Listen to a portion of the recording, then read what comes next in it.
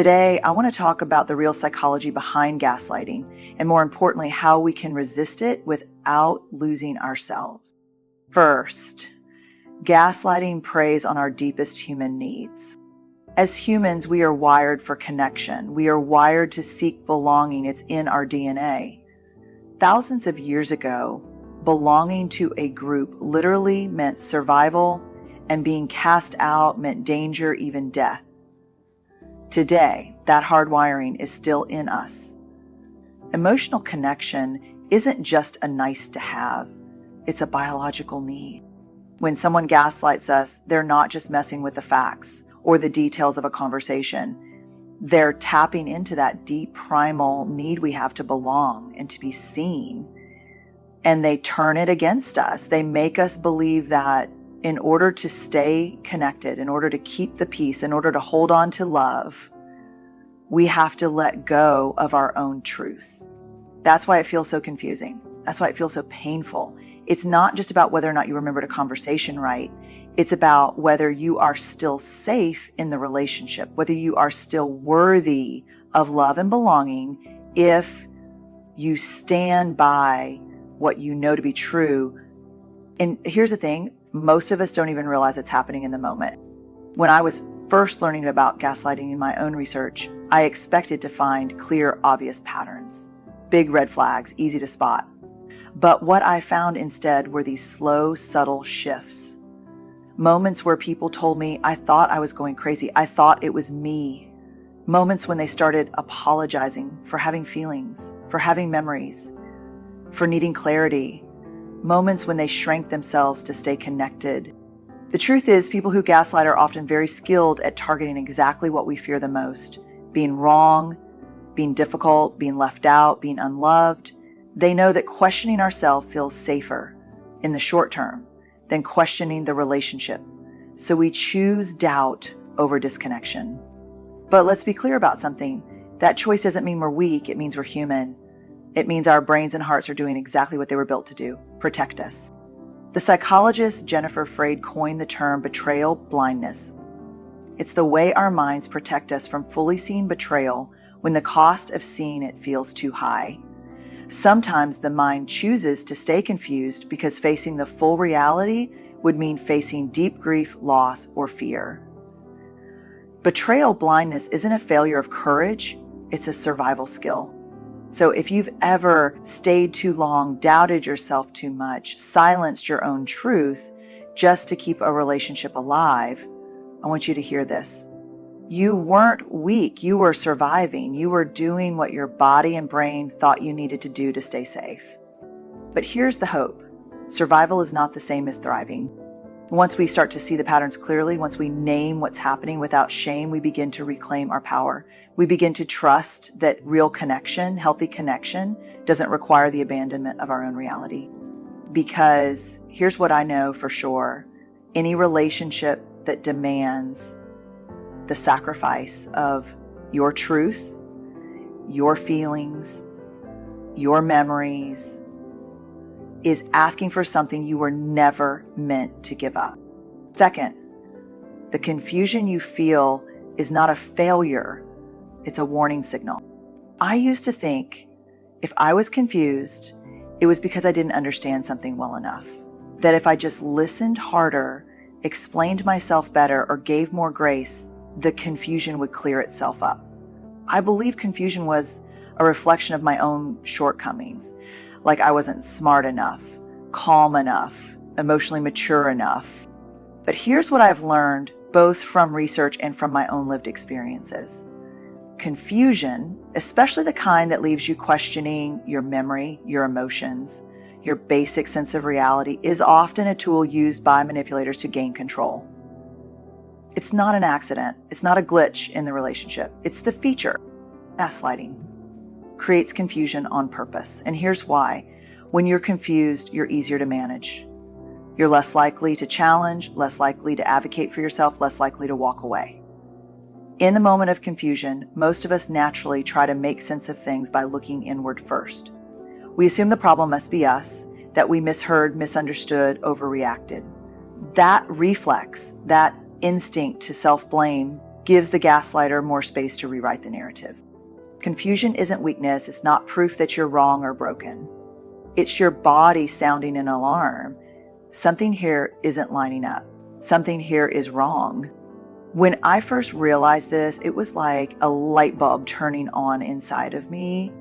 I remember conversations where someone would say something cruel, and then when I reacted, they would immediately deny ever saying it, or they'd tell me I was too emotional, too sensitive. Instead of trusting my gut, that sinking feeling that something didn't add up, I used to double down on doubting myself. What research shows, and what so many people I've worked with have confirmed, is that emotional manipulators are masters of ambiguity. They twist words, they deny clear facts, they act shocked that you would even suggest something's wrong. And every time you engage with their confusion, every time you try to prove your reality to them, you get pulled deeper into their game. So when you feel that confusion rise up, when your chest tightens, when your mind starts spinning trying to figure it out, I want you to see that moment not as a signal to lean in and try harder. I want you to see it as a moment to pause, to breathe, to ask yourself, what do I know to be true right now? Because gaslighting thrives in confusion, but clarity is its enemy. You don't have to argue. You don't have to convince anyone. You don't have to gather evidence or plead your case. You are allowed to trust your own experience. Confusion doesn't mean you failed. It doesn't mean you misunderstood. It means your spirit, your intuition, your heart, they're sending you a message. Pay attention, protect your peace, choose yourself. Third, trusting yourself is an act of courage, not arrogance. When I first started digging into the research around trust, I thought about it mostly in terms of other people, how we decide who is trustworthy, how we build trust in our relationships, how we rebuild it when it's broken. But there's a part of trust we don't talk about enough, and that's trusting ourselves. And let me tell you, trusting yourself, especially after you've been gaslighted or manipulated, can feel almost impossible. It's like trying to build a house on ground that's been shaken by an earthquake. Everything feels unstable. Every step forward feels risky. And here's what makes it even harder. We live in a culture that often shames certainty when it comes from within. We're taught that being sure of yourself is somehow arrogant, selfish, inflexible. Especially if you're someone who's been taught your whole life to prioritize harmony over truth, to make peace, not waves. The idea of saying, no, I know what I know, can feel almost rebellious. But here's the truth. Trusting yourself isn't arrogance. It's resilience. It's survival.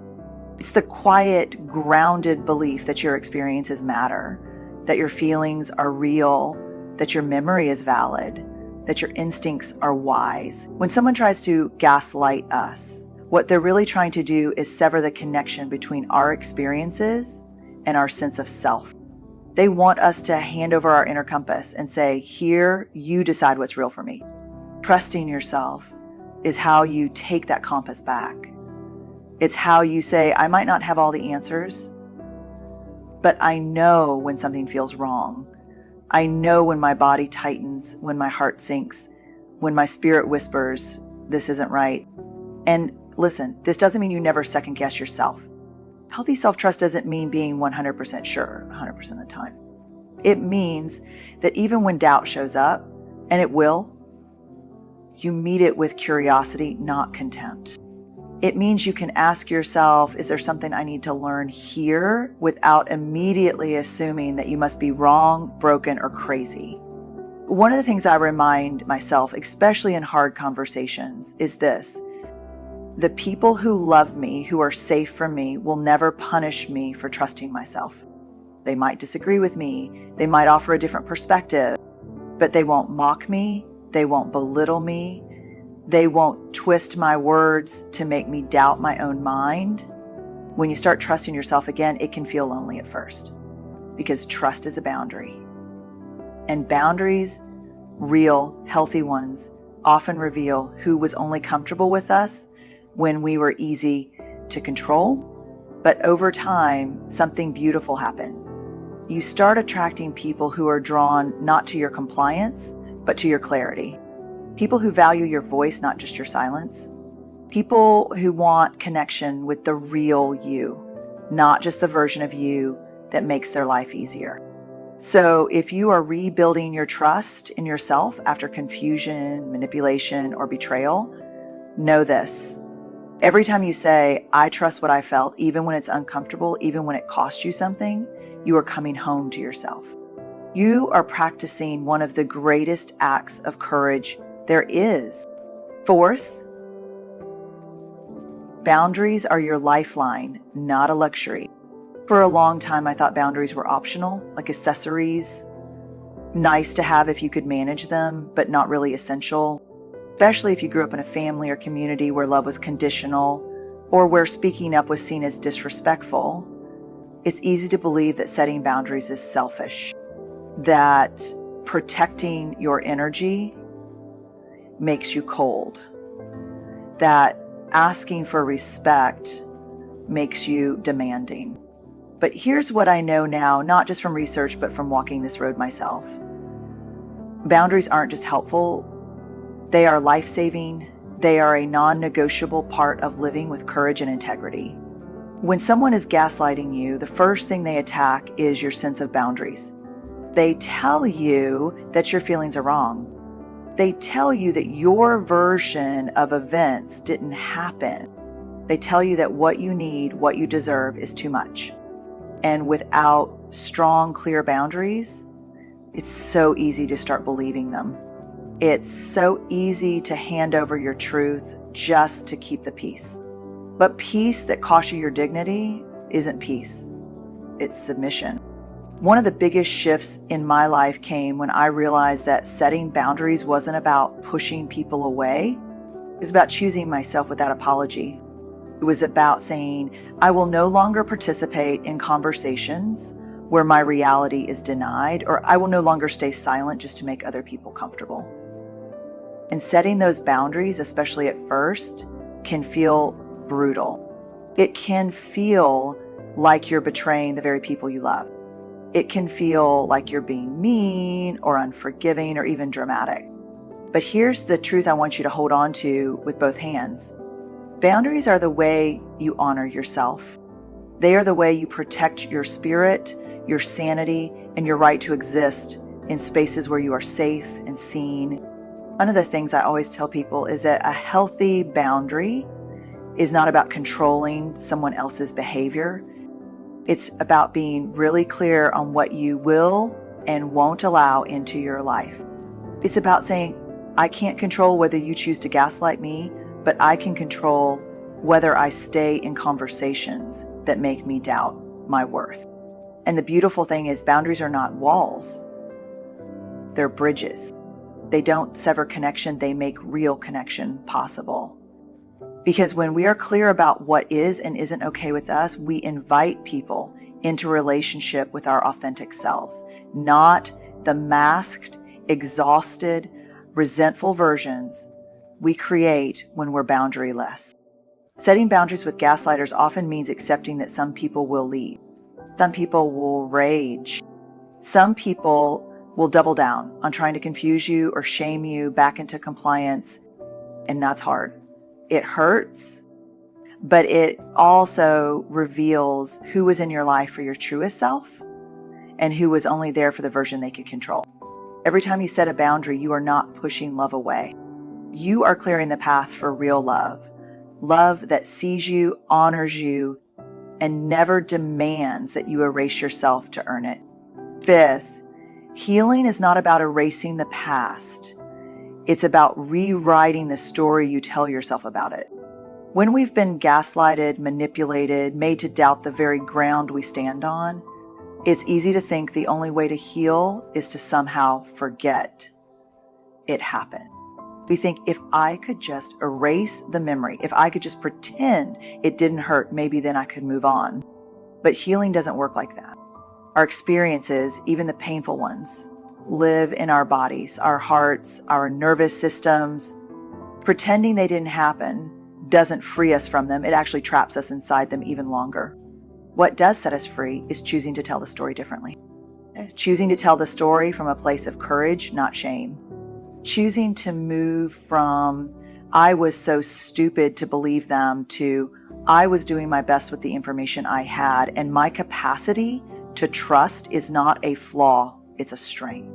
Choosing to move from, I should have seen it coming, to, I was brave enough to hope, and that says everything about my heart and nothing about my worthiness. Mm-hmm. Gaslighting tries to convince us that our experiences don't matter.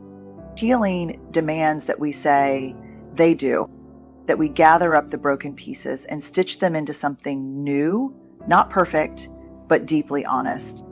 That we claim the right to grieve what we lost without giving up on what we can still build. One of the most powerful things I've learned, and I have to relearn it almost every day, is that we don't heal by waiting for someone else to validate our pain. We heal by bearing witness to our own story. But we heal by saying, this happened, it hurt, and it does not define me. We heal by refusing to carry this shame that doesn't belong to us. And listen, rewriting this story doesn't mean pretending it was all for the best. It doesn't mean minimizing the damage. It doesn't mean slapping a silver lining on a wound that's still bleeding. It means giving yourself permission to see yourself as the protagonist of your own story, not the victim of someone else's lies. It means remembering that survival is not the whole story. It's what happens after survival, the rebuilding, the reclaiming, the returning to yourself, that writes the most powerful chapters. And maybe the most hopeful thing I can tell you is this. The fact that you're even here, listening, breathing, wanting something better, that's proof that the story isn't over. It's proof that whatever has been done to you doesn't get to have the last word. You get to choose the words that shape your future. You get to choose truth over silence. You get to choose self-trust over self-blame. You get to choose love over fear. And every time you lean into that choice, even when it feels shaky or small, you are writing a story of resilience. A story that no gaslighter, no manipulator, no one who ever tried to diminish you can erase. So here's what I want to leave you with. Gaslighting is real. It's painful. It can fracture your sense of self in ways that feel irreversible. But it's not the end of your story. There is nothing wrong with you for having believed someone you loved. There is nothing weak about needing clarity. And there is nothing more courageous than choosing to come back to yourself again and again with tenderness and truth. The psychology behind gaslighting might be built on power and control, but the path out of it that's built on compassion, courage, and boundaries. Well, it's built on honoring your feelings, trusting your perceptions, and standing in your truth, even when your knees are shaking. It's built on saying, I matter. My story matters. My voice matters. You are not too sensitive. You are not too emotional. You are not overreacting. You are waking up. You are rising. And you are remembering who you were before someone tried to make you forget. We don't heal by pretending it didn't happen. We heal by telling the truth, by writing a new ending, and by choosing every day to believe that we are worthy of love, of respect, and of being heard.